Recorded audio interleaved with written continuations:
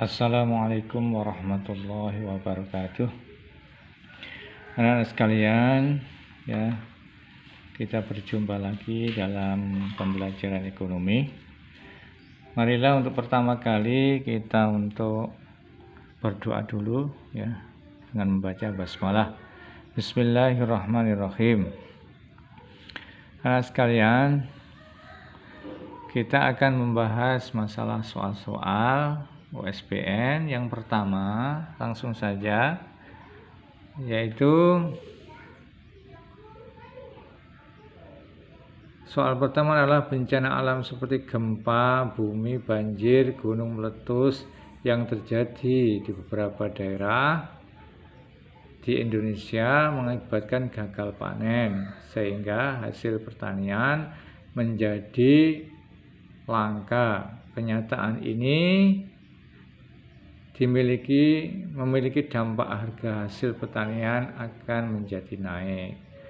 Dengan demikian, upaya yang harus dilakukan pemerintah adalah, ya, kita lihat coba, ya, nomor 1, ya, yang jawaban A, menaikkan subsidi bahan bakar minyak. Ini kalau subsidinya dinaikkan, berarti harga minyaknya turun. Ya, ini kaitannya dengan semua barang. Ya, tapi yang ditanyakan di sini adalah solusi masalah harga pertanian. Ya, jadi ya bisa saja, tetapi kurang betul.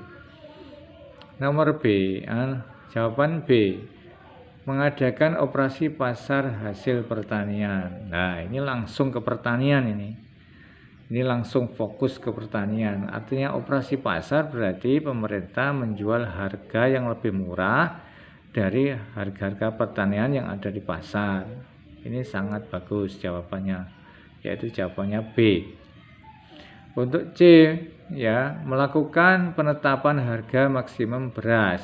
Nah, pertanian itu bukan beras saja, banyak sekali, ya.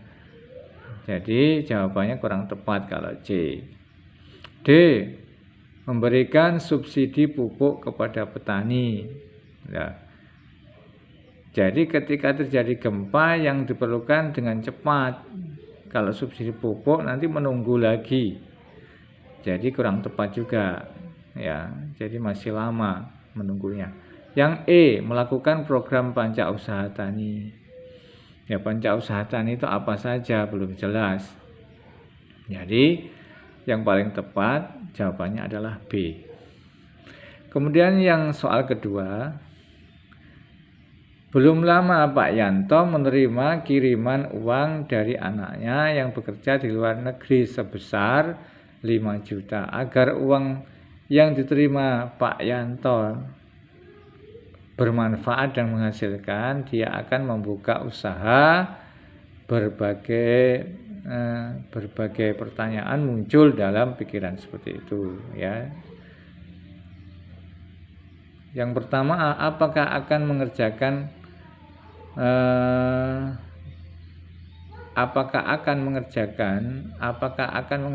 orang lain, ya, mempekerjakan orang lain, ataukah dikelola sendiri?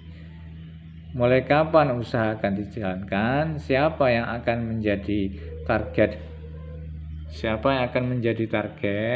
Ya, konsumen, menjual gorengan atau minuman ringan?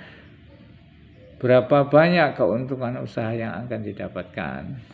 Ya, pertanyaan ini bagus, tapi pertanyaannya adalah kita harus fokus pada pertanyaan. Dan contoh kasus di atas yang termasuk masalah pokok ekonomi modern, ya. Jadi di ekonomi modern ini fokusnya, ya. Ekonomi modern itu apa di sini? Ya, fokusnya di ekonomi modern ini. Nah, ekonomi modern itu ya apa, ya, apa, bagaimana, siapa, apa yang dikerjakan atau yang dijual, gitu kan. Yaitu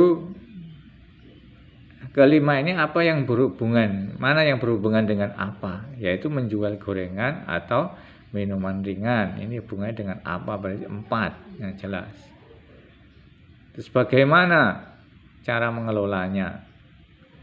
Apakah ya mempekerjakan orang lain atau dikelola sendiri? Nah ini, jadi nomor 1 ini, jadi 4-1.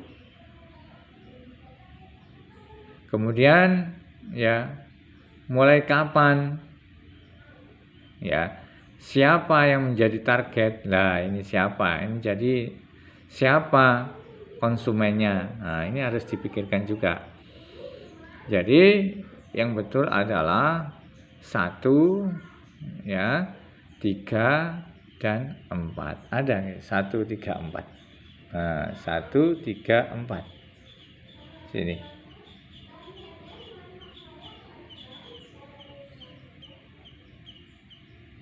Ada 3, 1, 3, 5.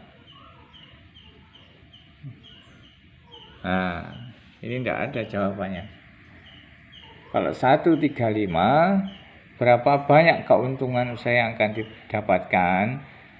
Ini memang ya bagus untuk dipikirkan, tapi menurut teori modern memang harus dipikirkan, tapi tidak ada ya.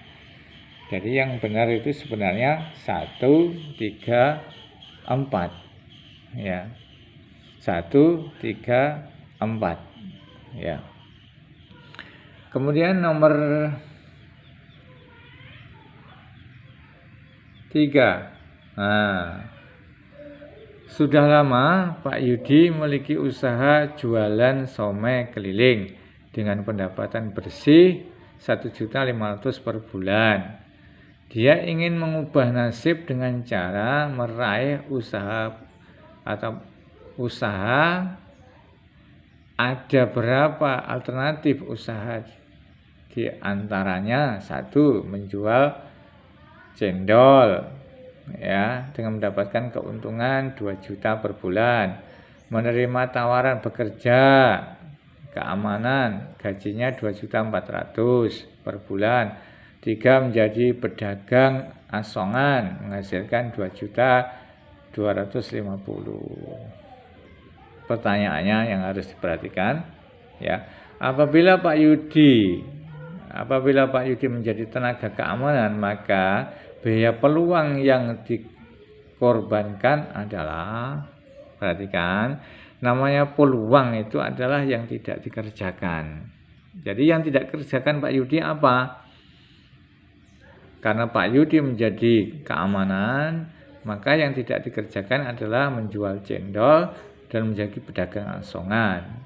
Menjual cendol pendapatannya 2 juta, menjadi pedagang asongan 2.250.000. Karena ini kedua-duanya bisa dilakukan, makanya Pak Yudi peluangnya adalah 2 juta ditambah 2.500.000 menjadi 4.500.000, 4.250.000. Nah ini, yaitu bagian D ya, 4.250.000. Sekarang yang nomor keempat, coba nih. Berikut ini beberapa kebaikan sistem ekonomi. Ya. Berdasarkan pernyataan di atas, kebaikan sistem ekonomi komando. Komando itu adalah sistem ekonomi yang ya diatur oleh pemerintah, ya dikomandokan, diatur secara langsung. Swasta sangat sedikit sekali. Berarti tidak ada kreativitas dan inisiatif, ya. Memang relatif mudah dilakukan ya untuk distribusi. Ya, perekonomian ditangani oleh pemerintah. Kemudian penghasilannya biasanya tidak berkualitas. Ya, memang jarang terjadi krisis. Jadi yang betul adalah kalau menumbuhkan kreatif tidak mungkin. Mudah dilakukan distribusi pendapatan, iya, nomor 2 itu. Nomor 3, perekonomian ditangani oleh pemerintah, iya, jadi 2, 3. Menghasilkan barang yang bermutu tinggi tidak. Jadi jarang terjadi krisis, iya. 2, 3, 5 ya. Ada 2, 3, 5. Kita lihat. Nah, 2, 3, 5. Nah, 2, 3, 5 berarti D. Ya. Sekarang nomor 5.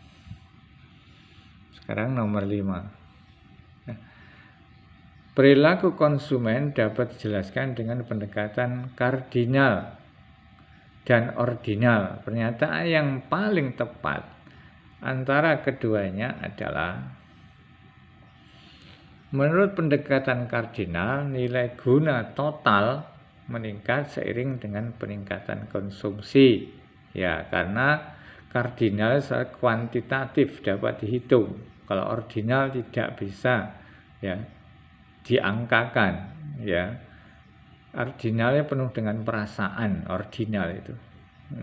Kalau kardinal penuh dengan perhitungan ya. Sementara ordinal dinyatakan bahwa kepuasan maksimum selalu diusahakan konsumen. Ya diusahakan karena dirasakan saja gitu. Selalu subjektif ya ordinal itu. Menurut pendekatan ordinal, nilai guna total menurun seiring dengan peningkatan konsumsi. Betul.